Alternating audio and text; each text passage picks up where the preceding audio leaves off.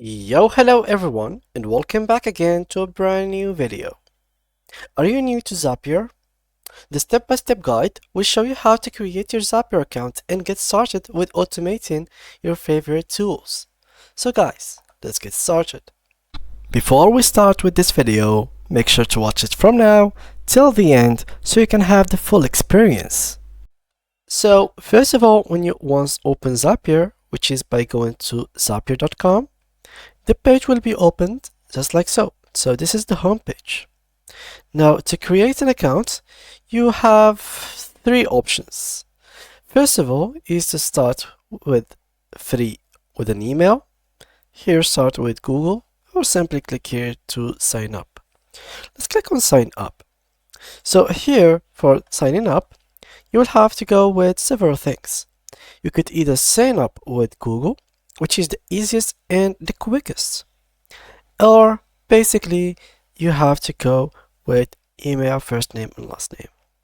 Let's go with first one, and then we're gonna go back to the second one.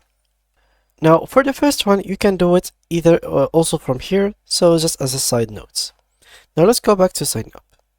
I'm gonna click right over here, and this will take me to this page. Here they are asking me to choose my accounts. So choose the account of Google or Gmail that you want to connect with.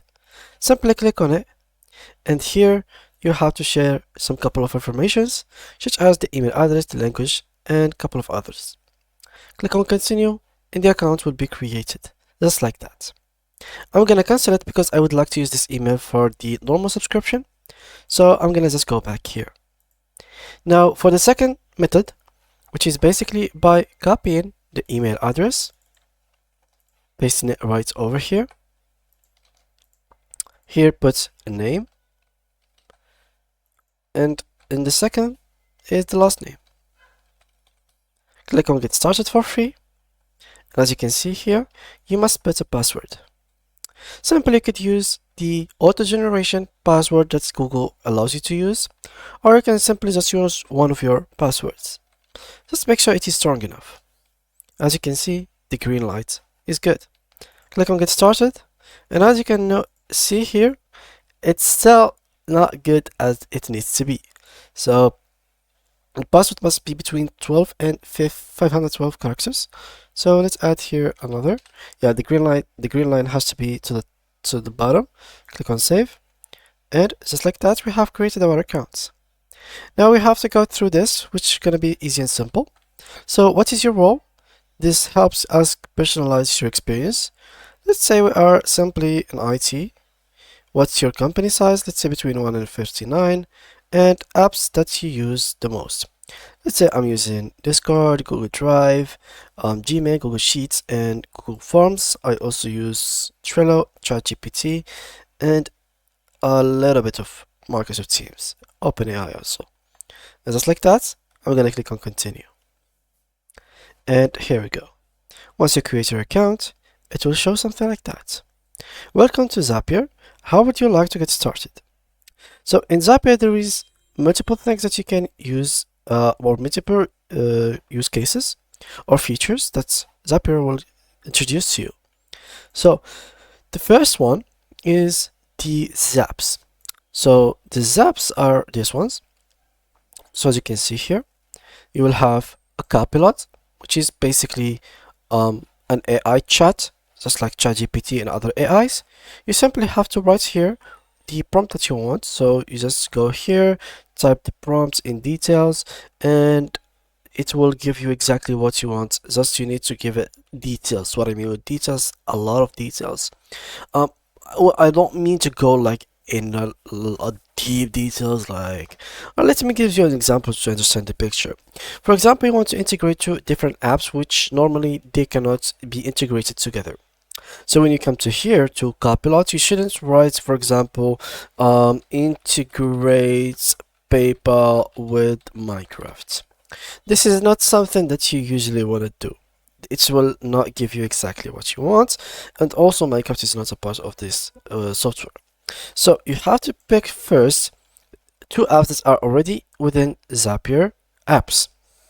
The second thing is make sure to give details. Do not integrate paper with Minecraft. Okay, what's it's gonna happen? What's next? What's the thing that's gonna do? What is the trigger? What is the action? What, for example, whenever I break a block in Minecraft, $1 is gonna be sent from PayPal to, I don't know. You need to give details. You need to give a lot of details here. For example, whenever I write a new post in Blogger, a post on Facebook page is gonna be published with the blog article, and click on send. This is like that. Yeah, I will try to understand what you want exactly, and basically it will give you the best thing. So here, for example, Blogger is not something that is available on Zapier, so instead they give us WordPress. So whenever there is a new post on WordPress, there is a new page that will be, or post that's going to be created within the page. So this is what we want. This is for the Zaps. Now there is other tools also. For example, there is tables. You can have automated data storage. This is very, very important. And let me just show you how it works exactly. So here you could choose from library. They have already made template for you to go for example, employee directory. Once you open it, this will take you to a list of basically of tables that has like all the list of people that you have.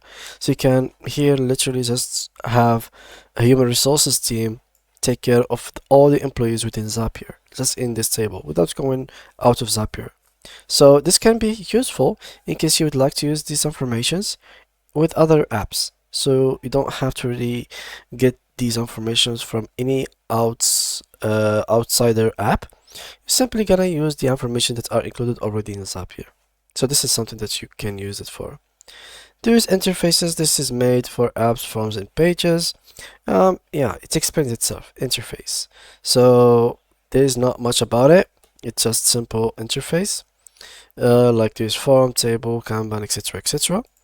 There is also a tool that allows you to create chatbots. Literally, you can create chatbot that is made for like a specific purpose, which we have made one in the previous video. Make sure to check it out. It's very cool, very interesting. You have to watch it all. It's very, very good. And there's Canvas for process visualization, so you can make designs, etc. Yeah, guys, that was pretty much it for today's video. If you did enjoy it, make sure to leave a like and subscribe. If you have any more questions or topic that you want us to talk about, make sure to mention them in the comment section.